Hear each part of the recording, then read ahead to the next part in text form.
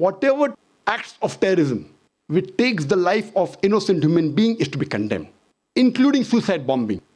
Now we have, recently in the past few decades, that a person goes, he puts up a bomb, goes in a marketplace, goes in a tube station, on the road, and he blows himself up, and with him takes several other human lives. This act is not tolerable in any religion, especially Islam. Suicide bombing where innocent human beings are killed is totally prohibited in Islam. Unfortunately, though Islam is a religion which condemns all sorts of terrorism, all acts of terrorism that took place in the past, which is even taking place in this 21st century. Even though it condemns, unfortunately, today, the media portrays Islam as a religion which promotes terrorism.